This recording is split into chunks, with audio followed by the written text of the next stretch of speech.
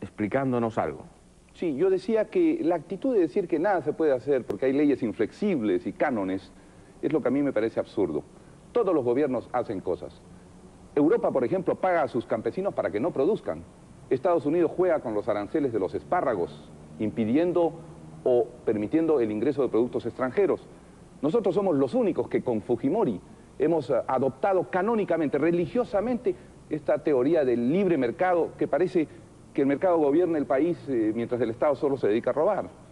Entonces, yo sí creo que se puede hacer un proceso de reactivación por el cual las tierras que están abandonadas comiencen a producir y las industrias que están detenidas vuelvan a captar empleo. Yo pienso que esta es la mejor posibilidad que tiene el país, aún en la crisis que vive. Claro, usted tiene razón, Europa tiene regulaciones, tiene sistemas de defensa, tiene líneas Maginot arancelarias para proteger su propia y ancestral agricultura, eso es cierto, pero no olvide que la inflación media europea es 4,5%, 5%, la más alta, la irlandesa, es 5% y están aterrorizados, la media europea es ahora 2,5%. Entonces, claro, con una inflación así y conservando, desde luego, la sensatez central de la economía, sensatez que consiste en, eso sí, dentro de ciertos parámetros, hay cosas intocables, hay esencias que no se pueden tocar. Perfecto, pero vamos a ver qué es lo que se puede y se debe cambiar. A eso. Necesitamos orientar a la agricultura una cantidad de recursos de las que ha sido privada. Durante los últimos 6 o 7 años se han puesto menos de la mitad de fertilizantes que antes se aplicaban a la agricultura del Perú. Y eso abre un periodo de tierra desfosfatada muy peligroso para la agricultura. Necesitamos aplicar créditos sobre cientos de miles de hectáreas que en este momento no producen porque el crédito comercial, que vale 20 o 30% en las provincias, es imposible de alcanzar para los campesinos. Entonces lo que yo digo es, este crédito no es dinero tirado al viento, no es dinero inventado para echar al viento, va a fructificar, se va a utilizar. Depende. Sí, normalmente, depende, es cierto que ¿no? pueden haber sectores que no lo utilicen bien, pero en lo básico... La vez pasada el Banco Agrario no funcionó como usted quería, no se convirtió en semillas ni en tractores, se convirtió a veces en casas en Cieneguilla. Yo no dudo. ¿No lo recuerda? No dudo que puede haber sinvergüenzas en muchas cosas, pero, César, usted no me puede negar que el cultivo global de papas en el Perú era más grande en 1990 que hoy. Hoy importamos papas del Ecuador. Ya. Yo he demostrado... Pero ¿por qué no se preocupa por la agroindustria, que es la que nos va a dar divisas Muy bien, César, para que usted pueda gastar? Ese es un segundo paso importante. ¿Sabe qué haría yo con los productores de papas? Pero ¿me concede o no que en 1990... Permitir que el dinero no se inventa.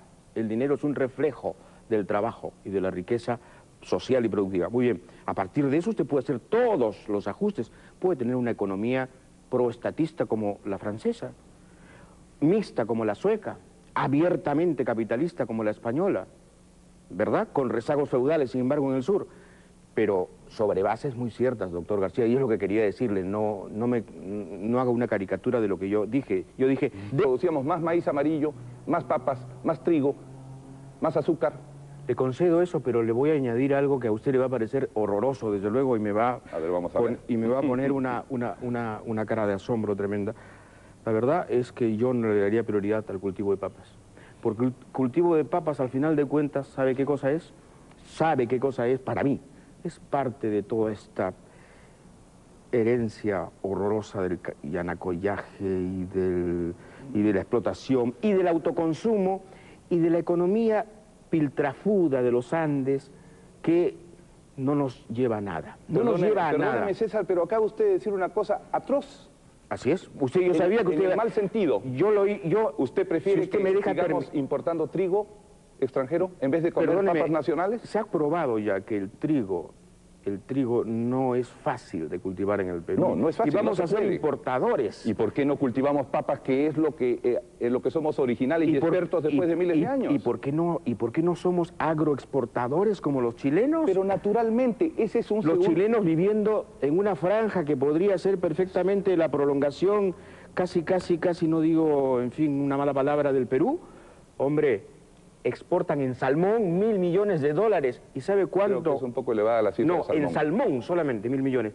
Pero en agroexportaciones, 6.500 millones de dólares. ¿No los envidia usted? No, absolutamente. Pero ese es un complemento del cultivo andino de las papas. Tenemos una costa que es un invernadero, mejor en clima que el... Podemos aplicar como para exportar, pero no olvidemos que tenemos cientos de miles de campesinos a los que llegar. De manera que yo me remito simplemente a los volúmenes producidos para decir que hubo más producción y por ende más comida. Oiga, en Huánuco en 1990 se cultivaban en Guariaca y cerca de Huánuco 18.000 hectáreas. El 97 solo 3.000 hectáreas por importar papa del extranjero. ¿Por qué tenemos que endeudarnos para financiar el trabajo de agricultores extranjeros en vez de financiar el trabajo de nuestros agricultores? Yo no dudo que la agricultura tiene que avanzar. Habrá que dar todas las exoneraciones arancelarias, promocionar de mil maneras. Pero usted tiene muy a flor de diccionario palabras como exoneración y estímulos, subsidios, préstamos. La economía no es así, doctor García. Dígame usted, ¿por qué el Exim Bank en Estados Unidos puede prestar a una tasa diferencial para las industrias que sí les interesan a los norteamericanos? Bueno, porque manejan el mundo. Bueno, manejan el mundo. Manejan su economía. Comencemos por manejar nuestro pequeño mundo, César. No nos rindamos a decir...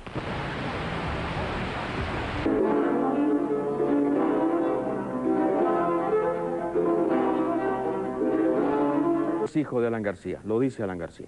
Yo rechazo esa paternidad o le adjudico a usted la maternidad de Fujimori. Porque usted con un vigor extraordinario defendía al candidato Vargas Llosa. Y Vargas Llosa dijo tantas cosas que asustaron a los peruanos. Por ejemplo, despedir 1 millón de empleados públicos cuando solo había 850.000. O presentarnos representados en un mono que defecaba en la televisión. Acuérdese de eso. Pero también dijo, vamos a enjuiciar a los bribones. Orientó 67% y estaba rodeado de bribones, como usted sabe, y de abogados del Partido Popular Cristiano. Pero usted inventó a Fujimori, de eso no hay duda. No. Usted le dio consejos, ¿sí a Fujimori lo inventó la desmesura del candidato que amenazaba a todos. Y surgió frente a él alguien que decía, yo no haré nada de lo que él amenaza. ¿Y usted no puso su manita, no. su talento? ¿Usted no le puso asesores a Fujimori? No, en absoluto, en absoluto. ¿Usted no le puso ideas? No. ¿Usted no ha contado que Fujimori le pidió que apagaran la luz? Eso envió y me pareció una insolencia por parte de un candidato decir eso. Pero le dijo, ¿por qué? Con la confianza que tenía, pues, doctor García. No, ninguna confianza. Yo no había la luz. Nunca. Había tratado... No, señor. Hugo Otero y Guillermo Sonday lo ayudaron en la campaña. Jamás. Y era gente suya. Jamás. Claro que sí. Señor Sonday no es gente mía. No, fue gente suya. Hugo él ha sido sucesivamente de otros. Sí. Tiene lealtades sucesivas. Usted lo sabe bien, porque ha coincidido con él alguna vez. Sí, pero nunca en sus volviendo cambios. al tema, la supuesta paternidad o maternidad de Fujimori, yo creo que es una cosa del pasado. Fue una circunstancia en la cual se abrió un vacío de poder, porque había un candidato que amenazaba mucho y había un gobierno que no iba a continuar. Bueno, yo le voy a describir otro escenario. A ver. Un escenario que coincide en cuanto a las fechas, pero no coincide en cuanto al paisaje. Usted pinta que había esto, un candidato de la derecha que aterrorizaba y luego viene un candidato que dice precisamente se pueden hacer las cosas con suavidad, sin grandes cirugías, sin grandes torturas, sin grandes sufrimientos, y las vamos a hacer. Desde luego, por supuesto, al final incumplió todo. Pero el escenario no era ese, doctor García. El escenario era 2 millones% de inflación. Ya se enojó, César, y estamos volviendo al comienzo. Un país ruinoso. Polay se escapaba por un túnel. ¿Cómo va a ser ruinoso? Polay se escapaba por un túnel. ¿Cómo va a ser ruinoso un país en el cual se producía más que ahora? Estoy tratando de describir el paisaje social en el que surge Fujimori. Está un poco exagerada su descripción. Y efectivamente, Fujimori surge sin partidos, aunque con el apoyo secreto del APRA y del doctor García. Sí, que César Hildebrand conocía bajo la mesa. No, pues lo conocía medio país. Lo conocía medio país. Hombre. Si 67% del Perú votó por Fujimori. Por eso, en la segunda vuelta. Porque el presidente García telepáticamente dominaba todo el país. Eso es paradojal. Un país ruinoso cuyo presidente gobierna el 67%. ¿Se da No, cuenta un momentito. Un país ruinoso que justamente requiere de una salida alternativa y periférica como era Fujimori, un hombre marginal que no pertenecía a la partidocracia que ustedes habían desacreditado. ¿Por qué no lo apoyó? Me refiero a Belaúnde y me refiero a García. Como usted dice, el apoyo era secreto, así que la gente no podía saber, bueno, ¿no es cierto? Es muy fácil decir que algo es secreto para no poder probarlo. Pero el asunto es que Fujimori nace... ¿Se ha enojado usted con lo de la maternidad? No. Oiga, si madre hay una sola y usted lo sabe. Sí, por eso.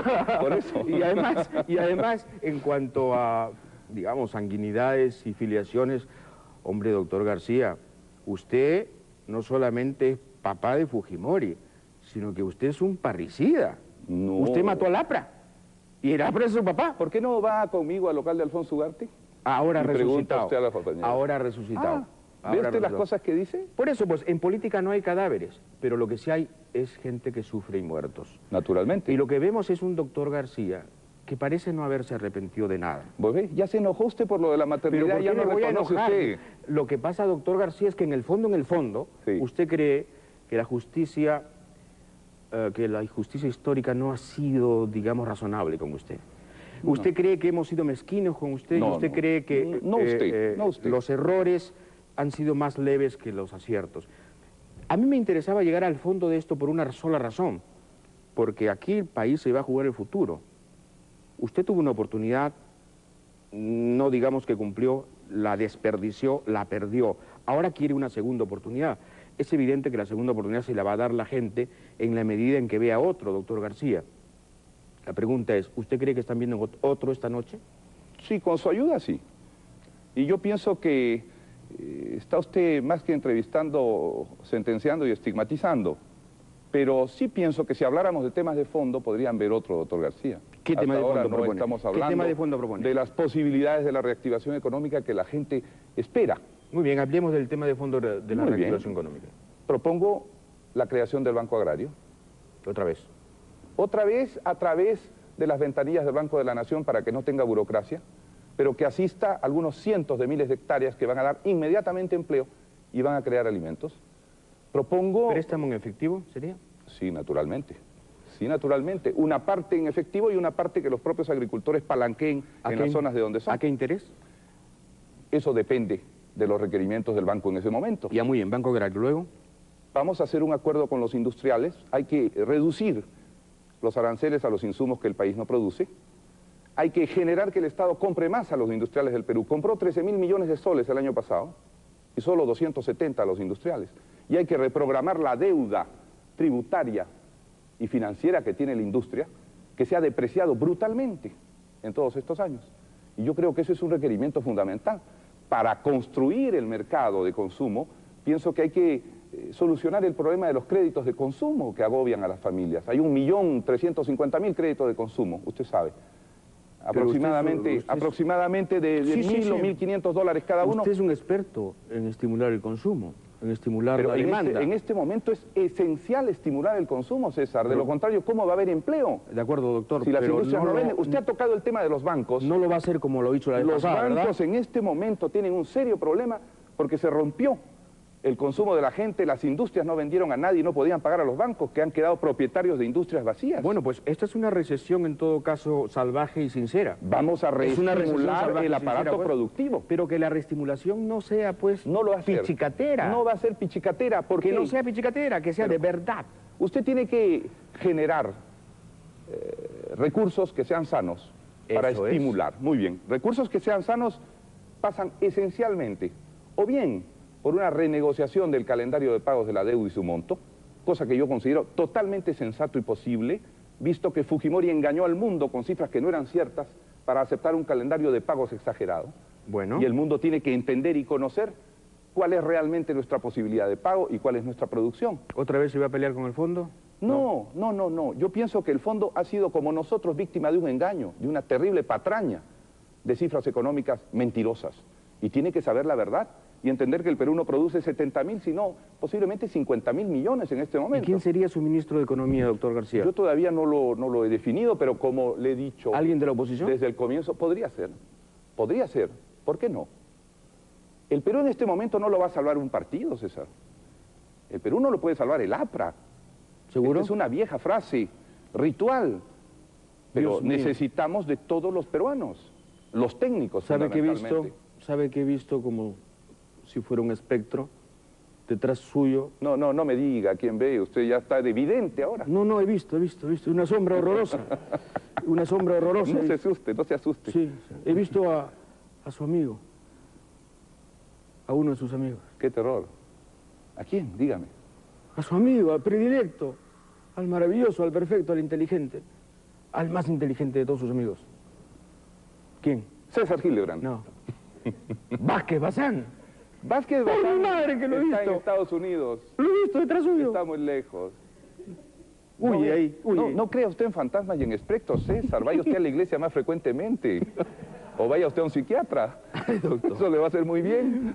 ¿Me puede recomendar el suyo? No, como naturalmente. Oiga, Bailey, ya falta aquí, ¿ah? Ya falta Bailey. Ya se va pareciendo el programa al de Bailey. Sí, hasta este momento. esa es una gran frase. Y no le Una haga gran propaganda frase. a un programa rival, por ¿Pero favor. por qué? ¿Nosotros no somos mezquinos? ¿No? No. ¿No? Y nosotros no decimos solo el 13 salvará el Perú. La televisión entera salvará Acabo el de Perú. decirle que esa es una vieja frase ritual que tiene poca validez en este Doctor, momento. igual que yo hace unos minutos, probablemente usted también se acaba de picar.